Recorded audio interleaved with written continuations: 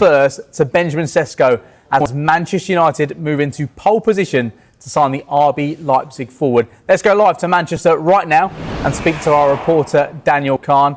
Daniel, great to see you. Is this move progressing? How close are we now?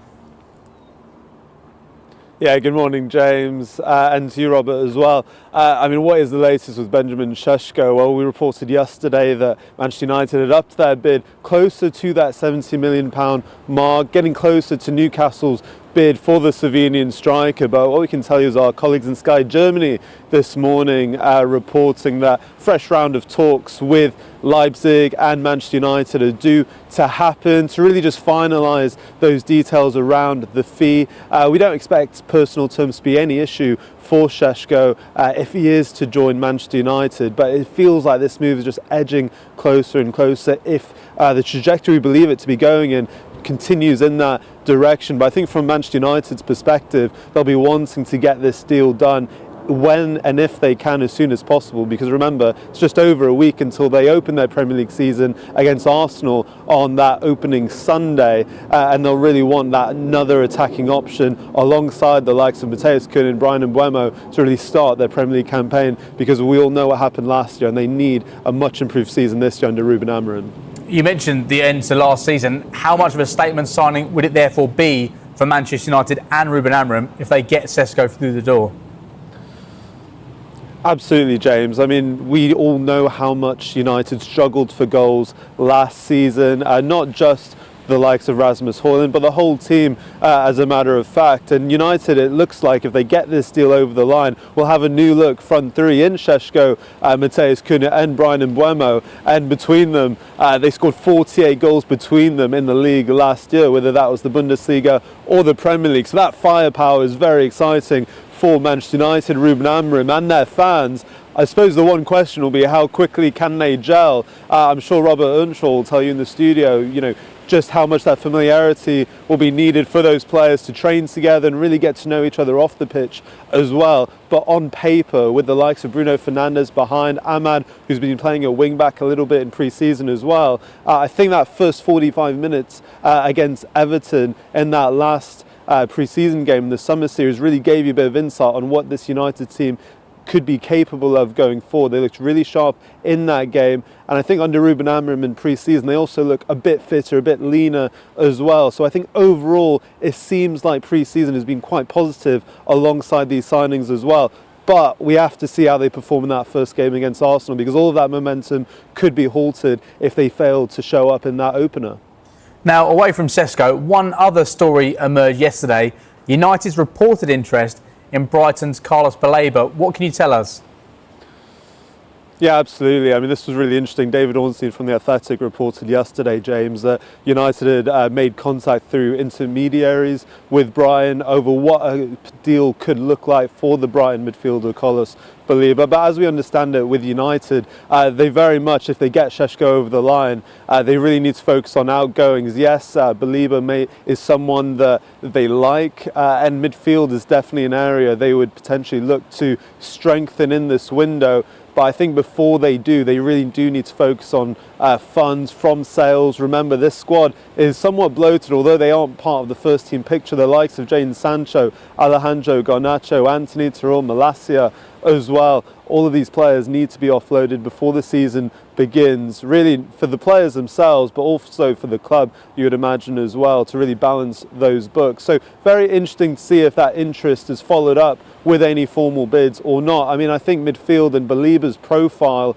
would be a great addition to this United team in terms of not just his defensive attributes, which is very easy to see in terms of how good of a tackler, recoverer of the ball he is, but going forward, he's incredibly good dribbling past other players' opposition. His long passing is incredibly impressive as well for someone who's just 21 years old. But I think from Brighton's perspective, they'll have no intention of selling someone they spent £23 million on just a few years ago from Lille. Would they be getting that maximum profit just yet? A player who still has a long-term deal with the club, I would be very shocked at this moment in time. But let's wait and see what happens. Absolutely, Daniel. Thank you very much for now. So as we continue that discussion when it comes to Benjamin Sesko and Manchester United, with Rob in the studio with us now, we understand at this moment in time that Sesko's preference is to join Manchester United over a potential move to Newcastle. Can you understand why he's been drawn to United? It's interesting considering Manchester United finished 15th. No, obviously, European football this season, and Newcastle do. And they do have Champions League. So that's a real, almost kind of balance because, you know, a lot of players, they look at the history of the club, the size of the club, huge. Both are big. But in terms of global status, of course, Manchester United are a bigger club.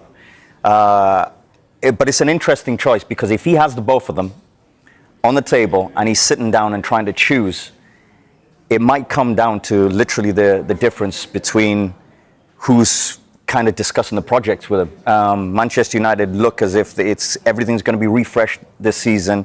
The manager is clearly at the forefront of that recruitment. And it's very interesting. So, yes, I can understand him if he goes to Manchester United because the size of the club is huge. And also maybe he could be seen as a bit of a hero in terms of, yes, Cunha, Mbomo, Fernandes, the players that are there. He comes in, Sesko comes in, scores goals, takes them to European football, takes them to way higher up in let's call it the top six, and then maybe Champions League, maybe European football.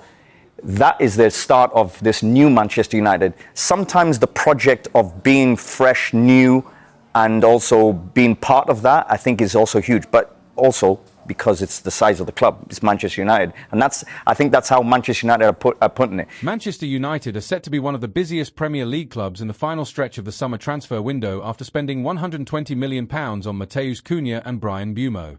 Ruben Amorim is pushing for a new striker and Benjamin Sesko is growing increasingly likely to join the club. The Manchester Evening News understands that United are confident that the striker prefers a move to Old Trafford over Newcastle, who have offered RB Leipzig a better financial package. United have bid €75 million, £65.3 million, plus €10 million, £8.7 million, in add-ons, a deal which would see their spending surpass the £185 million mark. There has also been recent speculation linking them with Carlos Baleba after his impressive displays at Brighton. Baleba is the latest talent to develop at Brighton after being snapped up at a low price. Unfortunately for United, the £23.2 million they paid Lille for him 2 years ago is nowhere near the fee they will have to pay. According to TBR Football, there is no release clause in the Cameroonian's contract and it could cost the Reds over £100 million to sign him.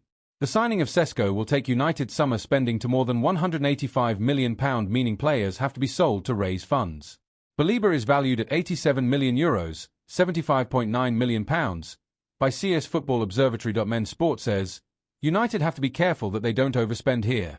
PSR concerns and no European income means anything close to £100 million is highly unlikely. However, with amortization and the luxury revenue income at Old Trafford, it isn't impossible. Amorim and the recruitment team just need to be certain that the Brighton ace will improve their midfield. They have Manuel Ugarte and Casemiro to do a similar role, so selling one of them wouldn't be the worst thing. If United miss out on Sesko like they did Liam Delap and Victor Gyökeres, Amorim is reportedly planning to raid Liga Portugal with the signing of Benfica's Vangelis Pavlidis, according to The Sun, via Give Me Sport. The Greek international scored 19 league goals last term, helping them finish second and win the Portuguese Super Cup. He only joined Benfica last summer and at 26, could be the perfect striker for United.